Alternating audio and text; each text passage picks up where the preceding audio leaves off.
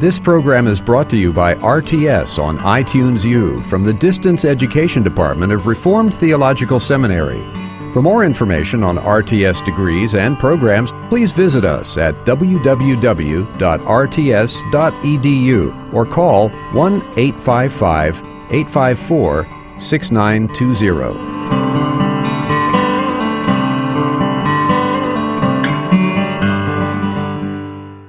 Okay, Parmenides. Parmenides has written a poem, and the poem, interestingly, comes from, it purports to be a revelation from a goddess.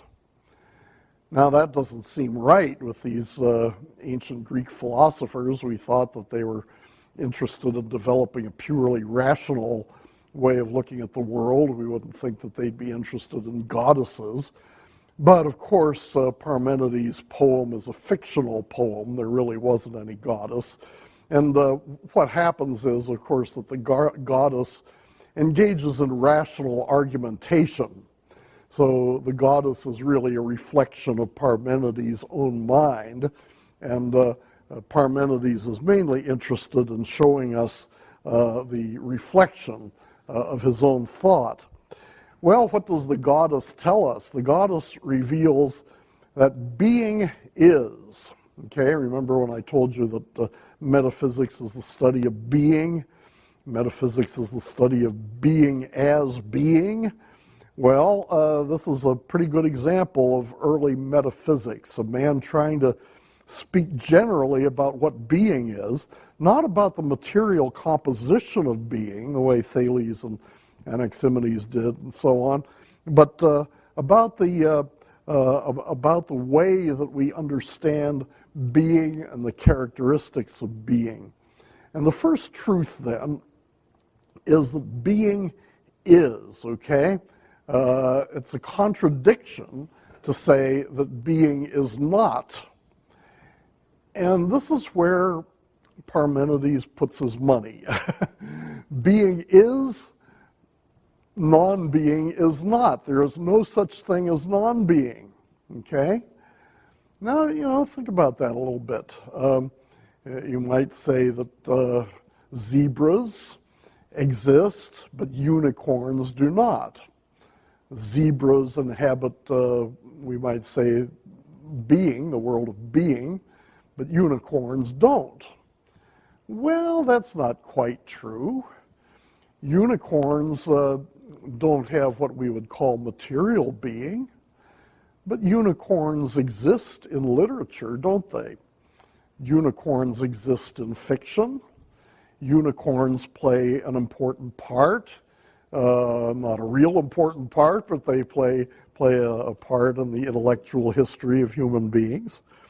So everything, I mean, think of unicorns, think of Starship Enterprise, think about Hamlet, think about all these beings that we consider to be fictional. They still have some kind of being. Can you think of anything that has no being at all? It's really impossible to think of anything that has no being, because once you think of something, you're thinking of something that exists, right? So everything is, everything has being. There's nothing that doesn't have being. That's the first insight, and that's what Parmenides thinks is the most important. Therefore, what Parmenides says is that negation, when we use the word not, when we say that this table is brown, not blue, the word not is meaningless, because not designates non-being, and there's no such thing as non-being. Now, that's a little bit hard to take. I mean, it seems that we've made a leap here. We've made a stretch here from saying that everything has some kind of being to saying that not is a meaningless expression. But let's just follow Parmenides along here. Parmenides thinks that whenever you say green is not blue, you're denying to blue part of the being that's in green, okay? So it's always a matter of being and non-being. Non-being just doesn't seem to make any sense. Hegel once told his disciples to do this experiment: close your eyes and think being. Now close your eyes and think non-being. What's the difference between them? Probably none. Probably your idea of being in general and your idea of non-being in general are indistinguishable. So, if you can't distinguish them, then just throw out one of them and use the term being. This means for Parmenides that there is no such thing as change. Okay? For every change is a change from what is to what is not. Okay? If something changes from blue to green, then it's changing from blue to not blue. Okay? If Bill changes from being 18 to being 19, well, that's a change from 18 to not 18. So every change includes negation. And if there can be no negation, then there can't be any change either. Now, the Greeks really had a problem with change. Change seems to be something that challenged their idea of rationality. And maybe we can understand that by saying that whenever we think about something, maybe think about a tree or think about a table, think about a chair, we take a kind of mental snapshot of it so that we can think about it for a while. And that depends on constancy. That means that the chair has to remain a chair for a while so we can think about it. The tree has to remain a tree for a while so that we can think about it. If the tree changed, every 2 seconds from a tree to a chair to a planet to a building to a person, we couldn't get a rational handle on it. We couldn't think about it very well. Change, if you're going to think about something, you have to think about something with a common nature, with a nature that continues over time. And so change messes that all up. And you can't really think about something that's constantly changing. And so Parmenides really, for him, the most important thing is thought. Most important thing is rationality. And if change is something that inhibits rationality, then there can be no change. You say, well, maybe there is change, but we can't think about it. No. The only way you can tell whether something is real is whether you can think about it. If something's real, that means you can think about it. If you can think about something, that means it's real. So if you can't think about change, if you can't come up with a rational concept of change, if you can't autonomously determine the nature of change, then there can be no change. Okay? What my net can't catch isn't fish. You know that expression? What I can't understand is not being, is not real. So there's no negation, there's no change. And we must therefore be living in a world that's very different from the world we think we're living in. We think we're living in a world with lots of change.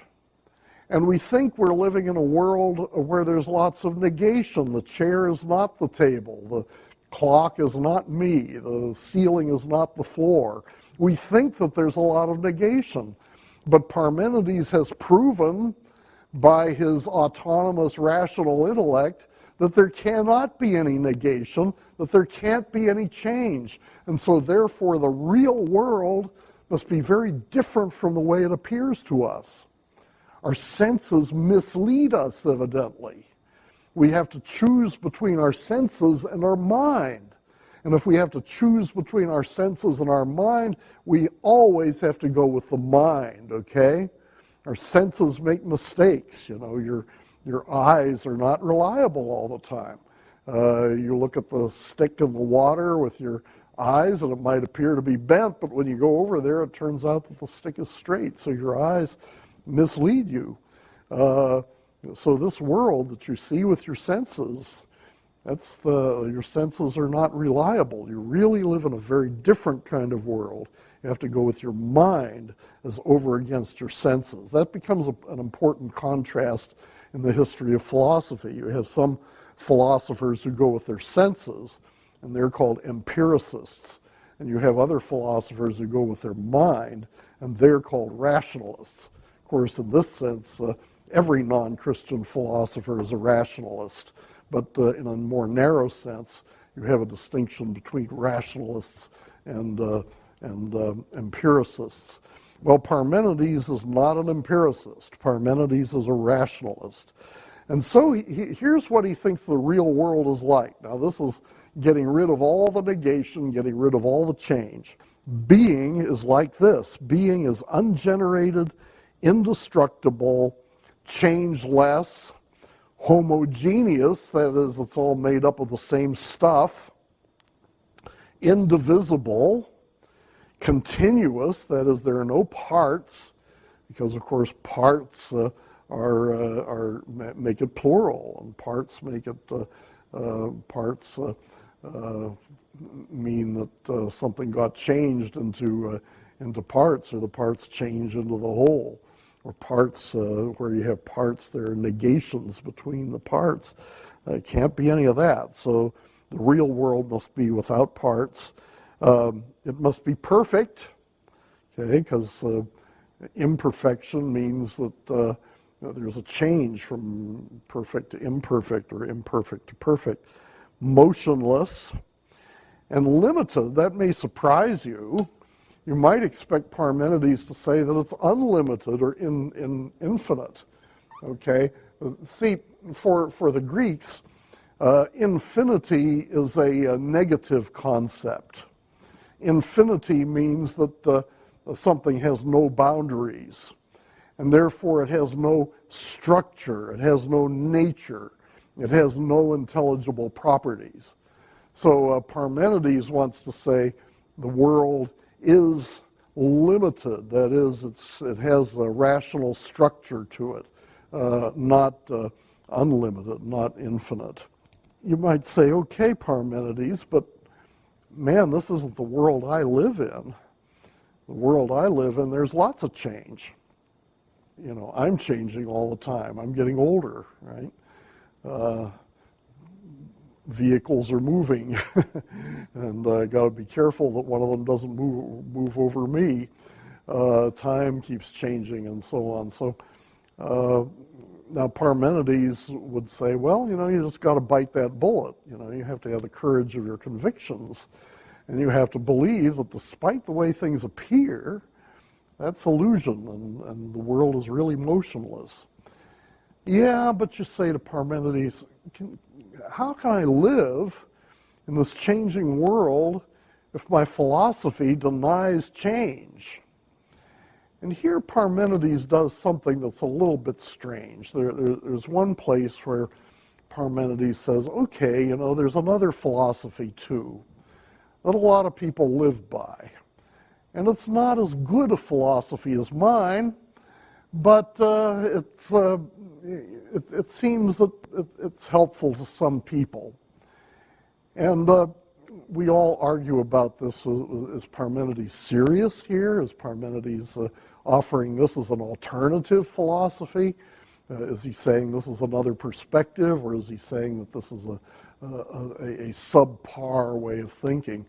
But anyway, there's the second philosophy that he mentions, in which there's not just one reality, but there are two realities. There's love and hate, and they're fighting one another, and they stir things up, and they get everything moving, and so they explain all the change, and they explain all the process, and so on and so forth. So what's going on there? Is Parmenides saying, I'm not sure that my rational philosophy is right, and now I have to go back and give you the opportunity to take an irrational philosophy? Am I saying that my philosophy is okay up to a point, but doesn't deal with all of life, so we need to supplement it with this irrational philosophy? How is that? But Parmenides, I think, saw that there's something lacking in his perfectly rational scheme, and he needed to supplement it with something else. And I call this section 3 early alternatives to Parmenides. The 3 alternatives are Heraclitus, number 2, the Atomists, and number 3, the Sophists. Okay, Heraclitus, the Atomists, and the Sophists. And I put them down as alternatives to Parmenides, because Parmenides, and by the way, they're not exactly in chronological order. Heraclitus is actually a little bit earlier than Parmenides, but I'm more interested in having you understand the conceptual relationships here between these thinkers rather than just the chronological development. But Parmenides said, we can kind of bring it down to 3 things. Parmenides said there is no change, and Parmenides said that there is only one reality, being. Parmenides said that human reason is reliable. In fact, it's the supreme guide. Okay, so nothing changes. There's only one reality, and human reason is the supreme guide. Now, I want to tell you that among the Greek philosophers, there were people who disagreed with the first statement, some who disagreed with the second statement, some who disagreed with the third statement. So they didn't just walk around in lockstep. They argued, they debated, they took different positions on things. They disagreed with their predecessors, and they constructed their own schools of thought. Let's look at Heraclitus first of all. Parmenides said there is no change. Heraclitus says everything is changing. Panta re in Greek. Everything flows. And he uses this saying, you cannot step in the same river twice. Usually we take that to mean that if you put your foot in the river, it's moving along, and you take your foot out and the water keeps flowing, and then you put your foot back in again, you're putting your foot into different water. So you're not stepping in the same water, you're stepping in different water, and in a way the river has changed, so you're not stepping in the same river twice. Actually, that's not quite what Parmenides, or it's not quite what Heraclitus said. There are some translation difficulties, but what Heraclitus was saying was, even though the water keeps changing all the time, it's still the same river, so we can call it the same river even though the water is flowing and there's new water all the time. But you can see the emphasis of Heraclitus, that everything is flowing. You might look at that wall and say it's pretty stable, it's pretty solid, it's not changing at all. But if you look at it with a microscope, you can see tiny little changes, little tiny bits of matter coming off of it, and dust getting onto it, and so on. And everything is, and of course, nothing is going to last forever. So everything is constantly changing. And so we can't go along with Parmenides.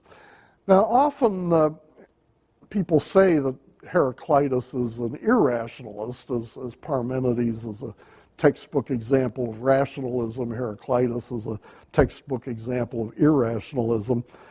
That, I think, is not appropriate, but I can understand the argument for it. It would seem that if everything is changing all the time, then nothing can be captured by that camera, that metal camera of ours.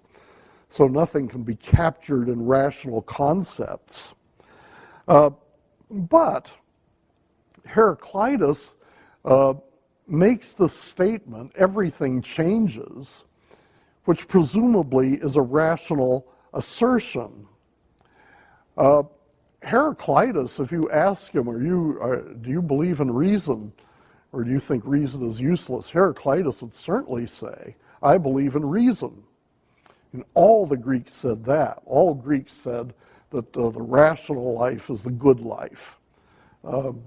Plato, Aristotle, the atomists, the skeptic, even the skeptics, even the Sophists said that. The rational life is the good life. And so Heraclitus believed that he was just using reason in kind of a sharper, more critical way than somebody like Parmenides. It's reason that tells me that everything changes.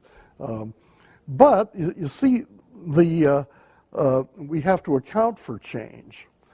And what Heraclitus does is he says, you know, there must be something in this world that keeps the change in line. There must be something in this world that enables so that the change doesn't exceed certain limits. So the change is limited enough so that we can think about it, so that the change is acceptable to reason. What is it? There's some kind of force in nature that even though everything is constantly changing, we can still think about it. We can still reason about it. And the change seems to progress in an orderly way. Why is it that that change progresses in an orderly way? Heraclitus reasons there is a kind of force called the logos that keeps everything stable, that keeps everything happening according to a rational pattern. Now, you know, that should be interesting to you because if you're a Christian and you're studying as part of a theological program here, you probably know the first chapter of the Gospel of John, where John says, in the beginning was the logos, same word. In the beginning was the Word, we translate it. In the beginning was the logos, and the logos was with God, and the logos was God. And referring to Jesus Christ, as you see down in verse 14. So people sometimes say, and I think they say this kind of casually, that Heraclitus discovered Christ, or that Heraclitus discovered the Christian God.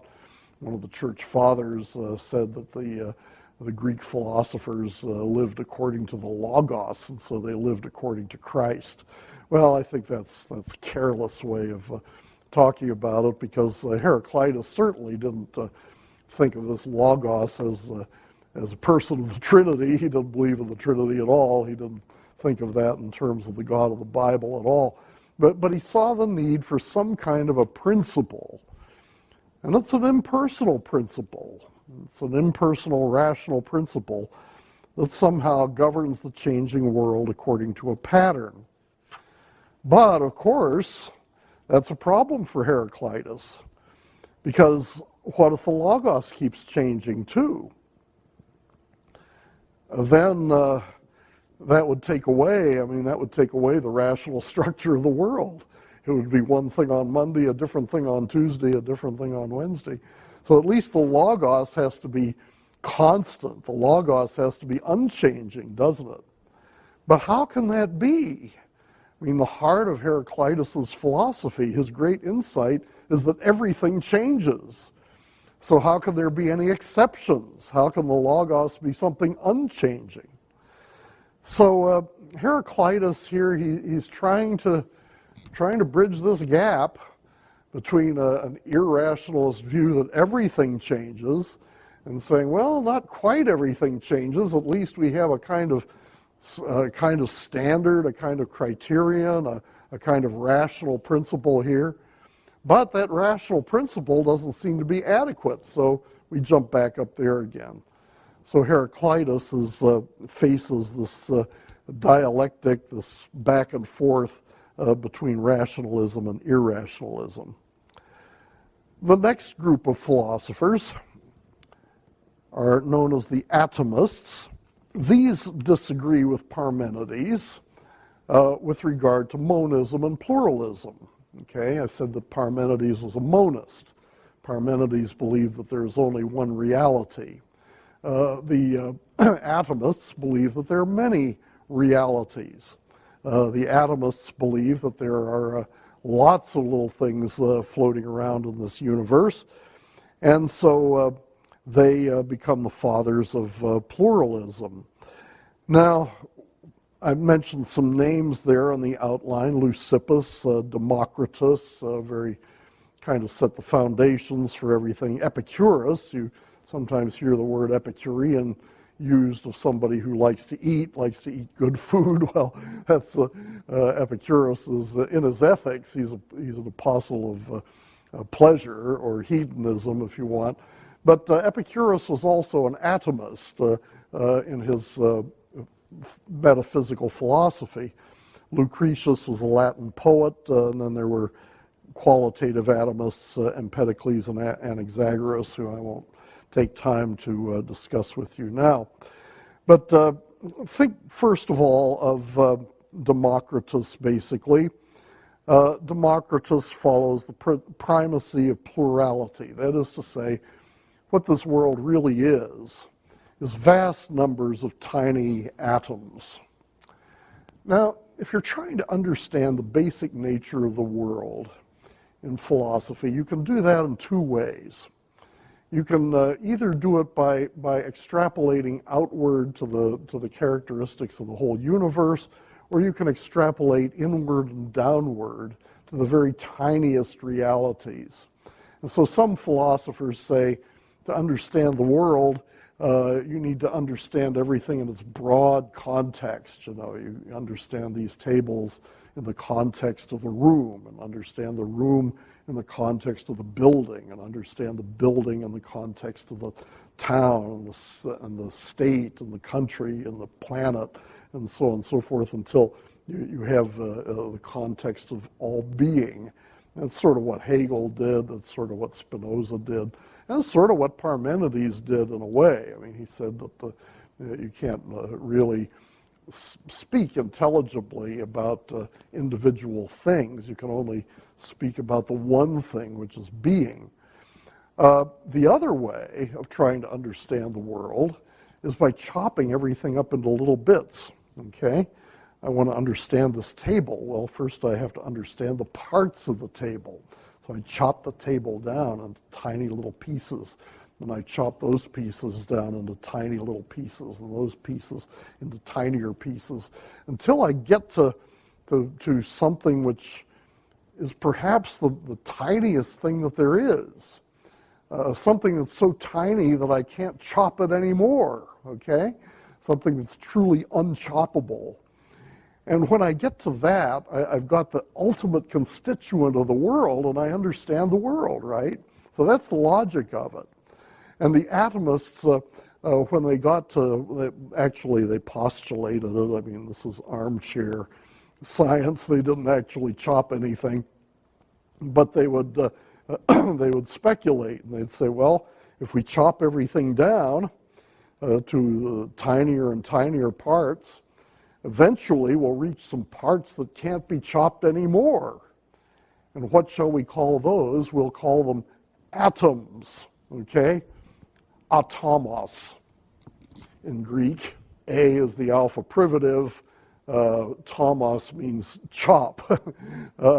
So it's the atoms are the things that can't be chopped anymore. And of course, in modern science, we have some objects called atoms which can be chopped because later scientists have discovered how to chop them. The basic idea of the atom is that it's too small for anybody to chop, and so since they're unchoppable, they are the basic constituents of all reality. All reality is, it's not water, it's not air, it's these little tiny things that can't be chopped up anymore. Each atom has the qualities of Parmenidean being. It is one, ungenerated, indestructible, changeless, indivisible. However, it is in motion, which Parmenides denied. The atomists believe that motion is characteristic of everything. They disagree with Parmenides on that. But they solved the problem of change. Change is supposed to be a difficult problem. What the atomists said was that the atoms change in their relations to each other, but not in their essential nature. I hope that when you listen to Parmenides and when you listen to the atomists, you're seeing some similarity to the way they describe reality to the traditional Christian attributes of God, okay? Ungenerated, unchanging, and so on and so forth. This is what Christians have said about God. Parmenides said these things about being, confusing the creator-creature distinction, by the way, saying that the world is unchanging, whereas Christians believe that God is unchanging and the world is changing. Well, the atomists here are saying that these little tiny things are kind of God-like. I mean, they're always the same, and they don't change their being, but they change their relationships. Sometimes theologians say that about God. So theologians say, well, God doesn't change in his nature, but God changes in his relationships to human beings, so that when human beings obey him, he's pleased, and when human beings disobey him, he's angry, and so on and so forth. Well, that's a little bit crude, but you can develop that. Anyway, here are the atomists. The atomists wrestled with a philosophical problem that you hear about a lot later on in the history, and that is the problem of determinism. What is the world like? Is the world such a place that every event is caused, is made to happen by some other event, so that one event determines another event? Is that the way the world is, where everything that happens is caused by some other event? That would be a deterministic world. Now, some philosophers don't believe in determinism. Some philosophers believe that there are some events that are not caused in that way. Some things just happen, okay? And if you get into the arguments between Arminians and Calvinists, Arminians have a view of human freedom, where human choices, or at least some human choices, just happen. They're not caused by anything. They're not caused by God. They're not caused by their character. They're not caused by their desires. They just kind of happen. And that's called libertarian freedom. Well, that discussion begins way back here in ancient Greece. The atomists started off deterministic. Democritus believed that all events are determined by the motion of atoms. So if you can chart the way all the atoms are moving, then you can predict everything that's going to happen, because everything happens because of the motions of atoms. Now, Epicurus, though, comes along a little bit later, and he generally agrees with Democritus, but he doesn't like this idea of a deterministic world where everything happens according to clockwork. So here's what Epicurus says. Epicurus says, here you have all these atoms, and the atoms move. Of course, they're in motion, and so they move on a downward course. Now, there's a problem here with this. I mean, this is the way the atomists thought of it, that all the atoms kind of move in a downward course. But just think about raindrops that are absolutely parallel. I mean, if they're all coming in a parallel downward course, they're never going to bump into one another. So these atoms never bump into one another. But you need to have them bump into one another, because that's what things are. That's what larger beings are. Why is there a clump of dirt? Well, a clump of dirt is there because a bunch of atoms have stuck together. A bunch of atoms have bumped into one another to form a clump of dirt. And then out of these clumps of dirt will come mountains, and will come streams, and will come trees, and all other reality. But you've got to have atoms bumping into one another in order to have all the things that we're familiar with in the world. Well, how can this happen then? How can they bump into one another? Here's what Epicurus said. Epicurus says every now and then you have an atom that kind of swerves from the parallel path, all right? Starts going downward parallel to these, and then all of a sudden, for no reason at all, it just swerves, okay? It's called the Epicurean swerve. It swerves, and when it swerves, it bumps into another atom. Maybe makes the other atom swerve, I don't know. And so you get a whole lot of atoms swerving, and they bump together, and they form clumps of dirt, and they form mountains and streams and human beings and whatever. That is the origin of the doctrine of free will, okay?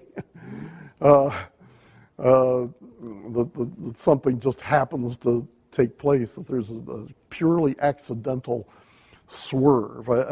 I've heard people sometimes say that you have to have free will in order to have moral responsibility, but I've never seen how a purely accidental movement in my head or somewhere else could make me responsible for it. I mean, if my arm were just to go up into the air without my willing it, without any cause, I'd look at it and say, well, isn't that interesting? My arm just went up in the air and I didn't make it happen. It just went up there. How would I take responsibility? I mean, let's say I were walking in front of a bank, and all of a sudden my legs just jumped up and carried me inside the bank, and I didn't want to go. I didn't have any intention. I didn't make it happen, but my legs just started moving.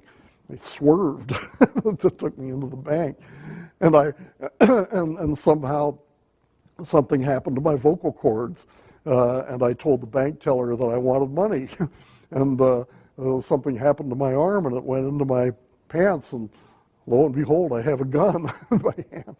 Well, all this happened by accident. Well, if it happened by accident, how can I be to blame for that? I mean, the accidental quality of it would seem to take the blame away.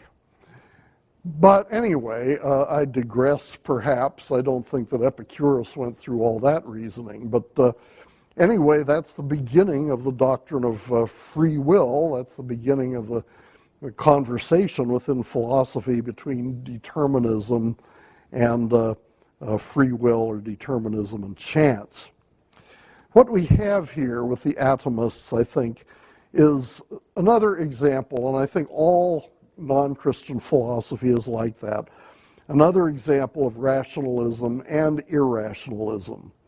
The atomists are rationalists in that they're trying to define the ultimate nature of the world, not by relating everything to the whole as in Parmenides, but by breaking the world down into its smallest constituents. Remember, it's the human mind that discovers the atom. And it's the human mind, again, that claims to be able to explain exhaustively the nature of the world. And I call that rationalistic. But the rationalism of the system is compromised, since mind is reduced to matter. It's the same problem we had with Thales. Thales reduced the mind to water, so that all my thoughts are like waves. All my thoughts are impersonal. All my thoughts are liquid rather than true and false, and so on.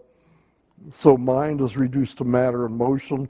The Epicurean swerve is a totally irrational event. There's no reason for it. And since all things finally happen by chance. Well, the third group of alternatives to Parmenides that I want to look at today are the Sophists.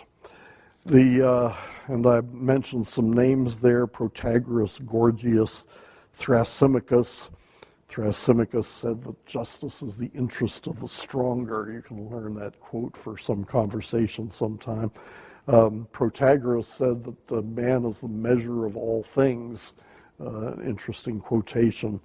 Now, Parmenides, remember, was a rationalist, although he couldn't help developing a philosophy that was alternate to reason.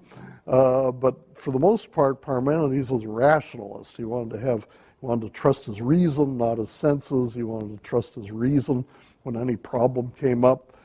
The Sophists disagree with this. The Sophists are not rationalists in this sense, although they love reason. Remember, I told you before that all the Greeks thought that the rational life is the best life. But for the Sophists, reason in its best form is critical, okay? Reason in its best form is negative. Reason is critical. It says, I just don't buy it. And so the Sophists tended to be skeptics, or they tended to be relativists in their view of knowledge. They don't believe in universal truth. Now, we usually think that truth has got to be universal. If this table is brown, it's brown for me, it's brown for you, it's brown for somebody sitting in the back, it's brown for somebody online, it's brown for all of us, okay? It's true for everybody. But the Sophists didn't agree with that. The Sophists denied that there is such a thing as universal truth. And the Sophists said there is only truth for the individual. You can't say that Washington is the capital of the United States. You can't say that's true. You can say that's true for you, but it might not be true for somebody else. Truth exists only for individual people, and therefore truth is the same as subjective opinion. And that's what Protagoras means with the slogan, man is the measure of all things. So you can see that on this chart here, the Sophists are more irrationalist than rationalist. Even though they like reason and they treasure reason, they have relativized the concept of truth so much that we'd have to consider them to be irrationalists rather than rationalists. But nevertheless, they can't stay in that position for very long. I told you before that the rationalist, when he's challenged in a certain direction, he will jump down here, and the rationalist will jump up there. So there's a kind of continual back and forth. So the Sophists are rationalists in a way. Despite all the irrationalist thrust of sophistic relativism, they are rationalists in this way. To say that man is the measure is to assert a kind of rationalism, assert a kind of irrationalism. It's also to assert that the mind of man is the ultimate standard. So the mind of man is omnicompetent. This leads to an inconsistency. Protagoras admitted that there was no opinion that was truer than another, but he did believe that some were better than others. How can one opinion be better than another one when all of them are equally true? Well, you have to understand something about the Sophists. The Sophists were traveling teachers. They went around to the various cities of Greece, and they taught young men, candidates for public office of some kind, taught them how to get along, and taught them how to ingratiate themselves to their superiors, taught them how to play the various games of politics, and so on and so forth. And obviously that sometimes, then as well as now, sometimes that involved lying. And so the truth was not exactly a sacred thing to the Sophists. But nevertheless, holding one opinion might be better than holding another opinion. And here's a young man who's trying to advance himself in the Athenian government. Well, for now, he's under the authority of some superiors, and it's got to be to his benefit if he can hold the same views, if he holds the same positions as his superiors, and maybe they will advance him then to higher levels of salary and prestige. So some opinions are better than others. Some opinions are better for you. Some opinions, if you know what's good for you, you'll agree with my position. You have to agree with people in order to get along. Well, but there's something inconsistent about this. And by the way, the idea that there's no objective truth and you can only measure truth by what it gives to you, by the benefits of it, that's kind of a pragmatic view of truth, and we find pragmatism, in the 20th century too. So we're when we talk about Greek philosophy, we're talking about the beginnings of all kinds of things that become predominant in philosophy later on. Well, like all irrationalists, I think Protagoras' position is inconsistent at a deep level, because you have to ask the question, why should we believe what Protagoras says? Is his view, his sophism, his sophistry, is sophistry only true for him, while some other position may be true for me? See, on the one hand, Protagoras is trying to hold a dogmatic view. He's trying to set forth a particular position. But he's relativizing all positions and saying, in effect, none of them are objectively true. How does that work? He's saying that sophism is the case, but still sophism is the case. I know that sophism is the case, but if sophism is the case, then I don't know anything. So this is a perfect example of bouncing around between rationalism and irrationalism. And the reason why people do that is because they don't worship the true God. Well, those are the three thinkers that I've chosen. There are other thinkers that I've not chosen to discuss in this course. But these are the three alternatives to Parmenides. Parmenides says that we should follow reason. Parmenides says there's only one reality, and Parmenides says there's no change. Heraclitus says, yes, there is change. Sophists say our reason is not universally applicable. The Atomists say we should be pluralists rather than monists. There are a lot of things in this world. So that shows you how the dialogue gets going on some very important subjects as we carry on our course through the history of philosophy. We'll see others who are rationalists, although they always have a touch of irrationalism. We'll see some that are monists and others that are pluralists, people who believe in change and people who don't believe in change, and some who are determinists and some who are indeterminists, as it's sometimes called. So just keep in mind that these themes keep recurring, and as we trace them through other thinkers, you'll get to understand the issues better, and you may come up with arguments yourselves that work that out. When I come back next time, I want to look at mature Greek philosophy. This section has been called early Greek philosophy. I want to look at mature Greek philosophy when we get back. Mature Greek philosophy is primarily Plato and Aristotle. Plato, Aristotle, and Plotinus, let's say. Those are very important thinkers, and they're much more important than the ones we've been talking about. The ones we've been talking about are usually called pre-Socratics. Socrates, of course, was the great patron saint of philosophers. Socrates said that the unexamined mind is not worth living, and he relentlessly questioned people and with Socratic questions, as they've been called, so that he would pressure them to say what they really thought and to criticize what they had said before and to try to come up with serious answers to the problems that they debated.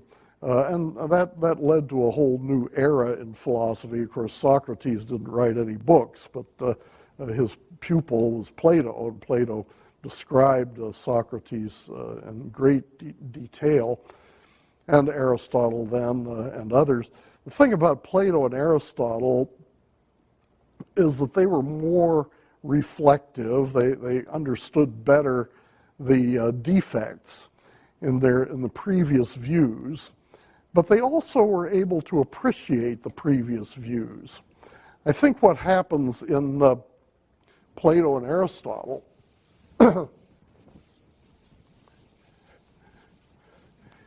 is that they take all these previous philosophers, Thales, Heraclitus, Parmenides,